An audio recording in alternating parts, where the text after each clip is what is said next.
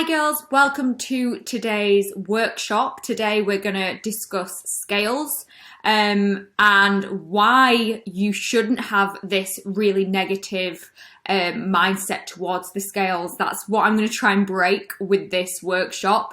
First of all, I want to point out that all females are like this. You are not the only one. Honestly, I would say 95% of females that come to me are like this with the scales. So my mission right now is to try and just give you the education and the knowledge around scales, and hopefully you can try and really shift that your perspective around scales. So in this workshop, we'll be going through today how I use the scale to track your progress, what's the most accurate way for you to use the scales, pros and cons of using the scales, why you shouldn't be attached to the scales, muscle versus fat on the scales, what happens when the scales stop moving, and then how to detach your self-worth from the scales. Okay, so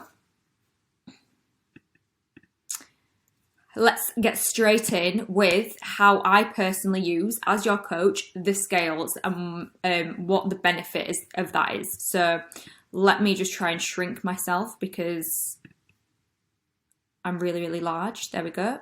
Move me up here. So hear me out. Scales, to me, as your coach, are another form of data. So you'll keep hearing me say the word data because that's realistically all the scales are to me as your coach, and that's what I want you to use the scales as well. Data. That's all it is. The reason why you get on the scales is for a form of data which isn't, I want you to detach the emotion from it and just think of it as just a bit of data. They're not the only form of data that I use and that we use. We also obviously go with photos, which is why I'm so big on using photos, because I'm sure many of you have been in this position before when you'll be in the process with it and the scale won't have moved that much. But when you take your photos, you see a massive difference in the whole change of your body shapes. That's a very common thing. So that's why we take photos.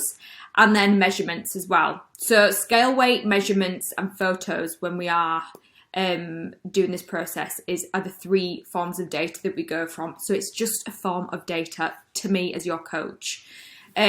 So to me, as your coach, the scales are a pretty good indication as to whether or not we're making progress, and if so, at what speed. So if you're dropping a pound a week, 1 to 2 pounds a week, that's great. If you're dropping consistently any more than that, then I'd be a bit like, what's going on? Why we couldn't, like, if it's massive amounts, and then if we're only losing sort of 200-300 grams a week, I'd be like, right, this is too slow. We can really up the pace here. So yeah, to me, that's a really good. It's a good indication as to where we are heading. And then also, as many of you have got sort of time frames and goals, and so examples, weddings, holidays, anything like that, and you want to get down to around about a certain weight, and obviously I plan it out for you. Again, week upon week, I can see whether from the scale weight whether we're going to make whether we are making good progress. So that's why they are super useful to me as a coach. It sort of shows me how whether we're on track or not. And whether we need to push harder or bring it back a little bit. So, yeah. So I'm hoping this workshop will break the scale fear a little bit for you. And you too will be simply using the scales as a form of data, and to learn to take them with a pinch of salt, and to not act like the world's coming to an end if they go up a pound. I know. First world problems, ladies, but I know you've been there before when you've got on the scales and they've gone up a little bit and you've acted like it's the end of the world, when the reality is, I think it's crazy when you think about it, how many of you have got on the scales one morning and you've not seen a number that you want to see, and it has ruined your whole day. When you take a step back, for example, now, when you're not in that situation and you really think about it, what, like, you just sort of think, what was the point in that, you know? Like, it's first world problems. It's really not a problem, is it? There's bigger problems to have than the scale not saying a certain weight. So I think it's just really important sometimes when you do when you do experience those emotions, to just put things into perspective in that moment in your head. So that's a little bit how I use and why I like to use scales data. So now I'm going to discuss the most accurate way for you to use the scales. So as you can see here, if you are watching from the box, there are 4 little things that I want you to take into consideration. So timing. So I want you to try and get into the routine of weighing yourself around about the same time, if you can do. So, and that's usually first thing in the morning. Now, if you're a shift worker and things like that, then obviously we will discuss that and come up with a little bit of something different. Everyone's individual. But if you're just sort of the usual 9 to 5 job or something like that, then first thing in the morning, around about the same time, if you usually get up around about the same time each morning, after you've been to the toilet, if you're weighing yourself midday or after sort of tea time, you're going to have, it's just not going to be accurate. You're going to have, you know, if you've had more water, you're going to have a liquid in you by then, you're going to have drank, you're going to have food in you. And yeah, it's just not going to be accurate. Whereas if you do it first thing, you've got less sort of these variables to play with. The second box, empty stomach. So after you've been to the toilet, first thing in the morning, but before you've eaten or drank anything. So that's going to be the most accurate. Third box, taking the average. So you'll have heard me probably mention this to you before. And this is the reason why I get you to sort of weigh yourself 4 to 7 times a week, 3 to 7 times. There isn't a right or wrong to this at all. So I'm saying 4 to 7. Basically, the more you take it, the more accurate it's going to be. That's all it is. If you only weigh yourself twice 1 week, it's honestly fine. It's not going to be the end of the world. But if you then take it 4 times, it's going to be that little bit more accurate. That's all it is.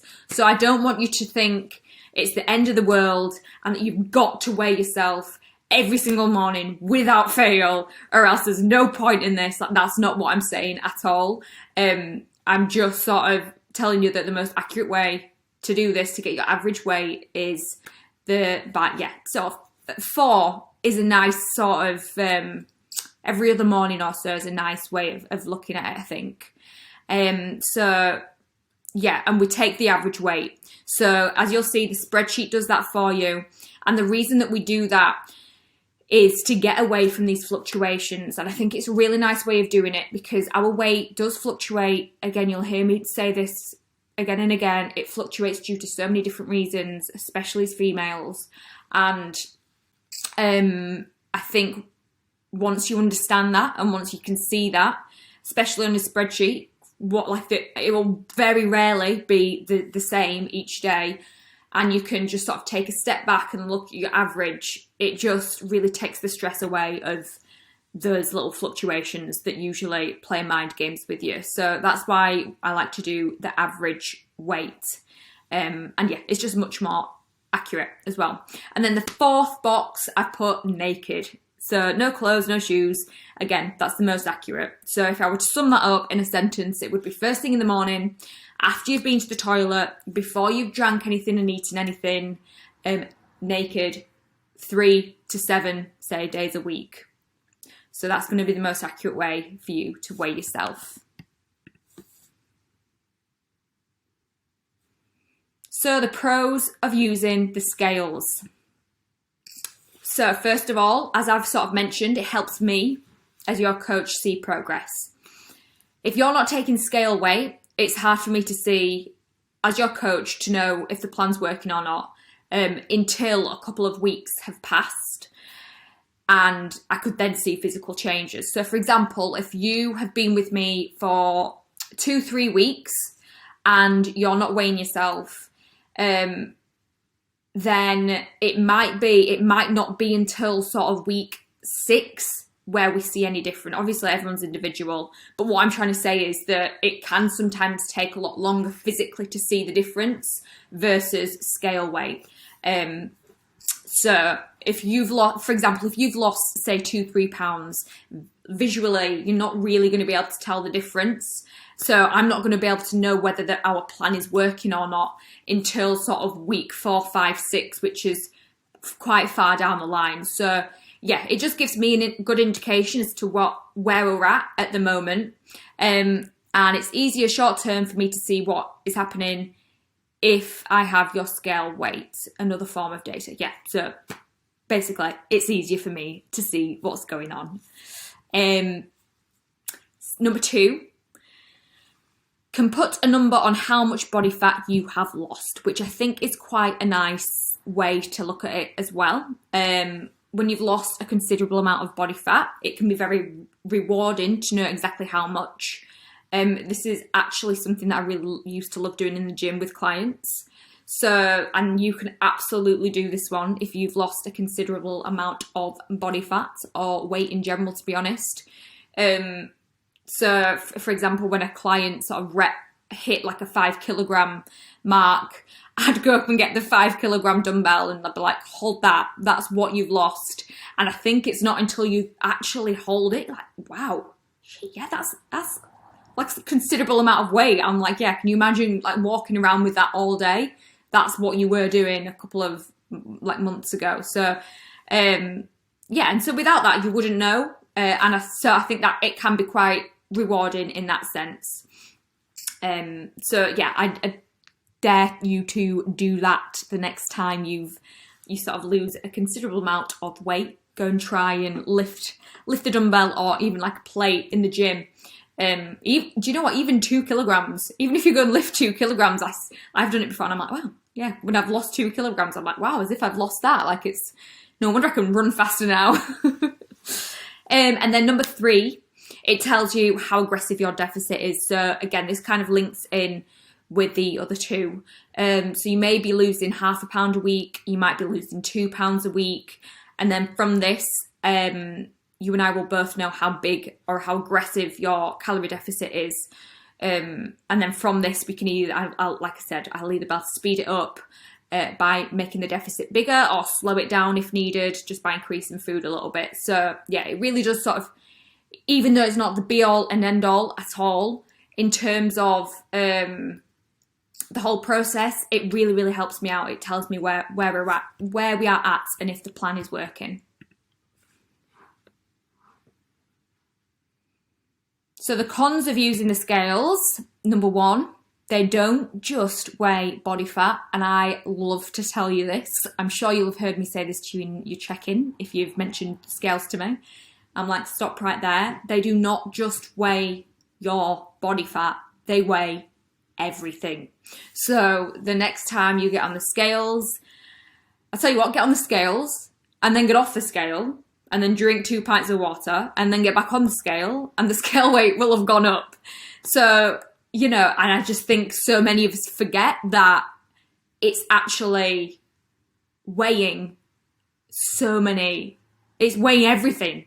So even if you had a massive, I've done it before when I've had loads of veggies, when I've been in a fat loss phase and I've had like a massive stir fry quite late at night or something like that, and I'll go up like a kilogram and I'm like, oh, what? And I'm like, yeah, I didn't eat until really late last night, and I also had like 300 grams of veggies in one meal, which is a lot of fibre, which holds a lot of water.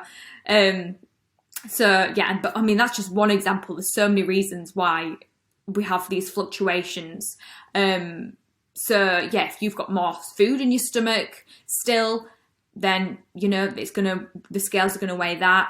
And then if you're due on your period, you're going to be weighing a little bit more. Maybe it's the week before your period. Let me tell you, the scales are going to go up usually. And then also muscle as well. So this is a different topic, which I'll go into shortly. But if you've gained 2 pounds of muscle over a couple of months, then the scale weight realistically might not have changed that much. So yeah, just remember that the next time you do hop on, it's not just the body fat that it's weighing, it's everything. So the con number 2, mind beep. I won't say it just in case anyone's listening out loud with kids around. So if they haven't gone down in a fat loss phase, the scales, have you felt like giving up? It ruins your whole goddamn day.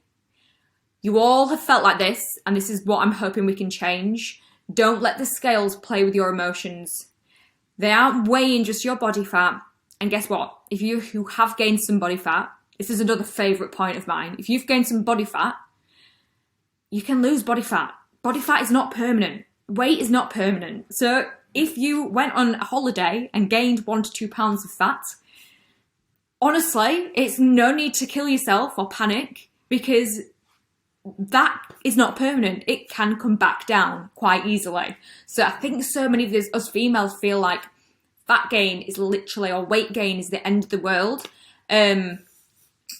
So hence why we've got such an awful relationship with the scales. Even if worse comes to worse and you gained a couple of pounds, what's the big deal? It's reversible. We can bring that back down again. I mean, we were not going to go into the yo-yoing situation, but you know what I'm trying to say. I'm just trying to put it into perspective for you here. And then con number 3, daily fluctuations, which I've mentioned quite a few times now. But yeah, and this kind of goes with the 2 above. Your weight will change daily, especially as females. We can hold water depending on what we ate, when we had a hard training session. So inflammation is really obviously big because you'll hold water, and training. So if you had a really, really hard leg session, for example, you're more than likely, or a lot of times this happens to me after I've done a run, I'll go up like a pound the next day and I'm like, oh, it's weird. But it's because I did like a really intense run, or if you did a really intense training session, your body's a little bit inflamed from that. So that's water weight. If we're run down, if we're poorly, and again, inflamed, water weight.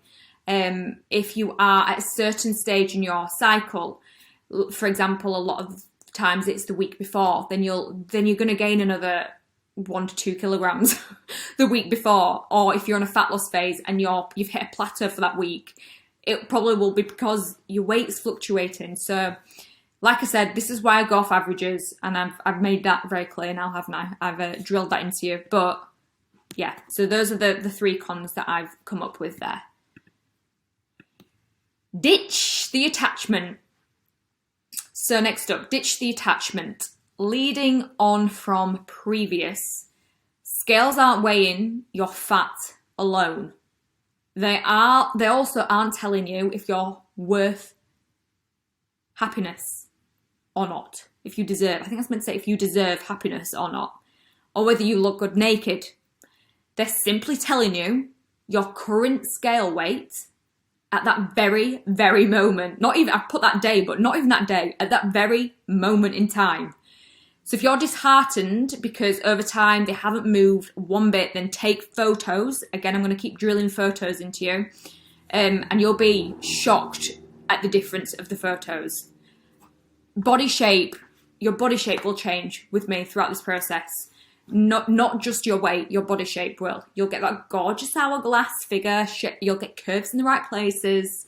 So yeah, so if you're feeling disheartened, take some photos. If there is literally no difference, even in your photos, then it may be time to be honest with yourself and with me, and for us to sit down and just come up with a proper plan and get to the bottom of it. But if you're being adherent to the plan, then yeah, there's no need to be disheartened. If you're not being adherent, then you can't blame the scales and beat yourself up for this, because, you know, we're just going to have to go again and get to the bottom of why you're not being adherent to the plan. So scales are data, basically. So that's why I don't want you to be crazily attached to them. Because at the end of the day, if you are being 100%, on track and you're putting in the work, basically, if you're putting in the work, the fat loss work, the scales are gradually going to go down. If this is really, really something you are concerned with, then obviously please come to me and be open, and yeah, we'll discuss it either way. So next up, this is just something that I thought was quite important for me to touch upon. So muscle versus fat. So this is still something that I hear so much, that muscle weighs more than fat. And yeah, when people say that, it's very backwards, because as you can see by this picture, if you're listening to me, then I've got a picture of a big chunk of body fat versus a small bit of muscle next to it. As you can see, this is 5 pounds of fat versus 5 pounds of muscle. So they both weigh the same, but your body fat has a lot more volume, like it's a lot bigger, versus your muscle is a lot smaller and tighter. So your 5 pounds of fat is going to be a lot bigger than your 5 pounds of muscle, which is why when you sometimes see bodybuilders, for example, or like, you know, well, yeah, let's take a big bodybuilder who's just massively muscly, but they weigh a decent amount, like quite a lot. It's because it's dense, their muscle is dense, so it still weighs a lot, but it's smaller. I hope I'm making sense. I don't feel like I'm making sense now. I think the picture sort of speaks for itself. Maybe just have a look at the picture if you are listening to me. It's more compact, it's firmer, it's denser, is muscle. So this is why you see, when you see a transformation of someone looking leaner and more toned, but weigh the exact same weight, it's usually down to losing body fat and gaining some muscle mass.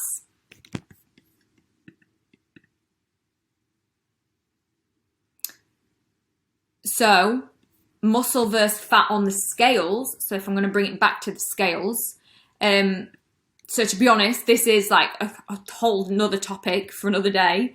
But when it comes to muscle gain, I do need to do a workshop on muscle gain at some point.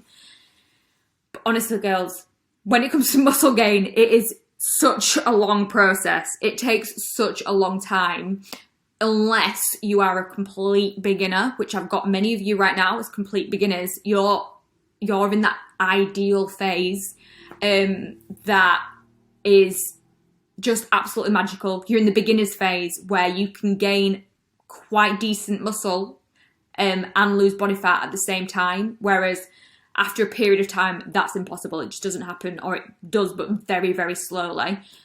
So yeah, the beginner's phase, you will be able to gain muscle quicker, a lot quicker than someone slightly more advanced.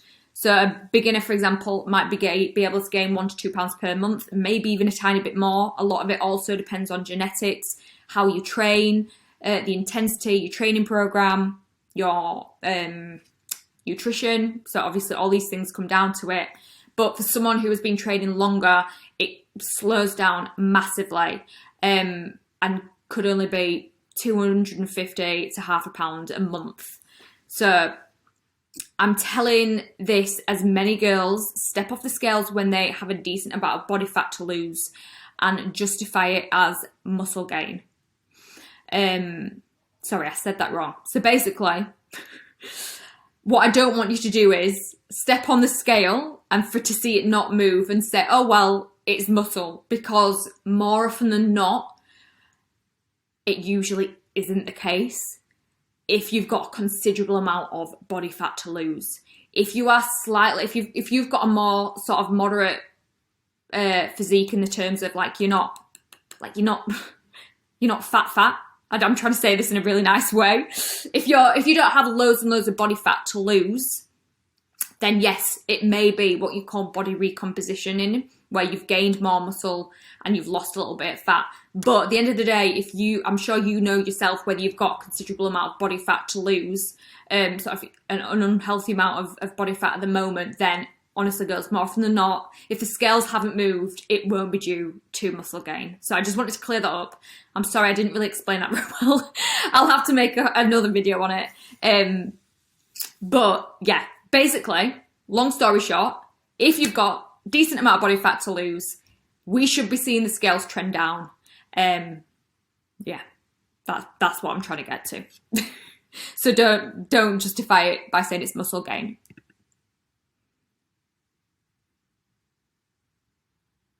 So the next slide, the scales have stopped moving. So what now? Oh, girls, this happens a lot. I'm here to warn you. It will happen to you. It will come to test you and test your patience. And yeah, so many of you will go through this phase. And although it's honestly so frustrating, it really is. I've been there.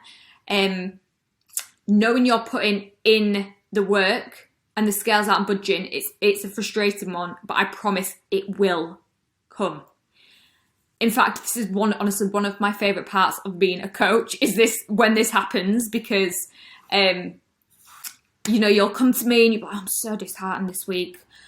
I've ticked all the boxes. I've done everything I'm meant to. I've done everything and nothing's happened. The scales haven't moved. I'm like, right, well, okay, let's just go again next week. Let's carry on. So what? Let's carry on going.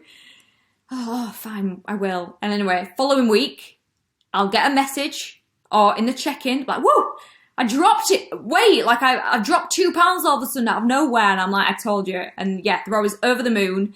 And then I give you the whole, I told you so speech. And I just tell them it's there to test you. Again, it can be due to so many different reasons, whether it's just the fluctuation, maybe you're run down, maybe you're ill.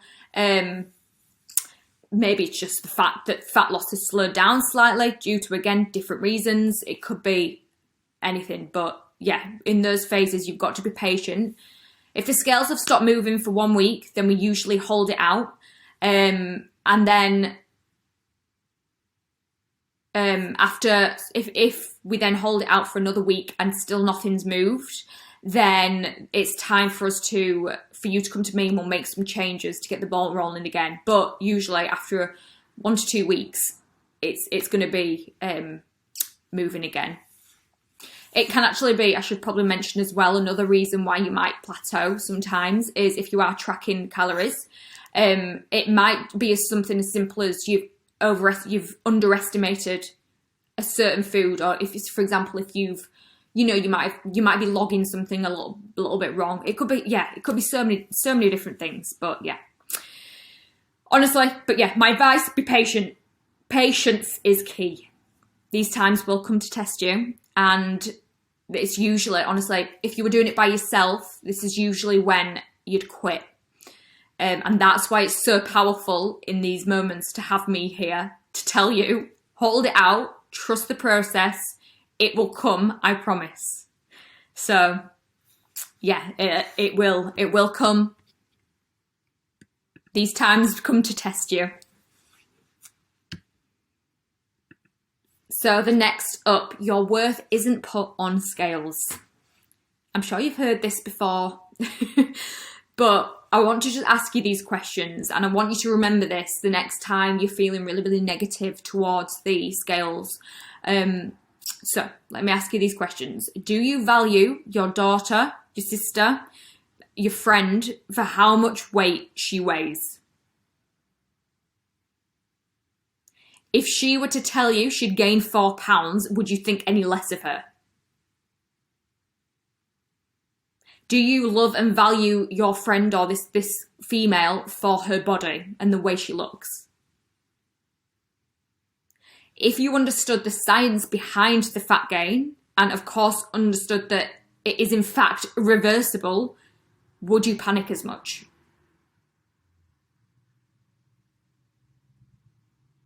So you actually value yourself for your actions. So for following through with what you told yourself you'd do. Your worth comes from growing as a person and pushing your boundaries and doing uncomfortable things. So those are the things that that bring you self-worth. So your worth comes from the thoughts you think about yourself and the words that you tell yourself in your head. So the next time you experience any negative emotions towards yourself or the scales, I want you to ask yourself the above questions. Think of this female figure in your life. Think of you as her. And then also just put into perspective that, you know, does your value come from that? Your value comes from actually the actions that you take, and actually following what you tell yourself you're going to do.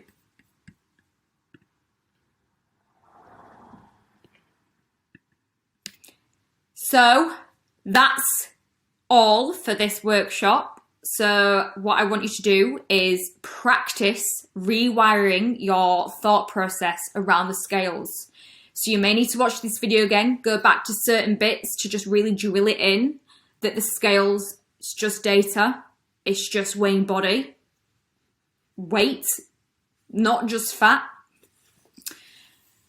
Rewatch this video, and then, yeah, the next time you watch the video, the next time you step on the scales, just know that it's weighing everything. It's not, and it's definitely not weighing your worth either. So I hope this has been helpful for you. Let's beep the scales. Let's use them correctly and keep growing. So yeah, it's definitely something that I'd like you to just practice using the scales as data and detaching any emotion away from them. So yeah, I really do hope you found this helpful, and let's carry on absolutely smashing life together.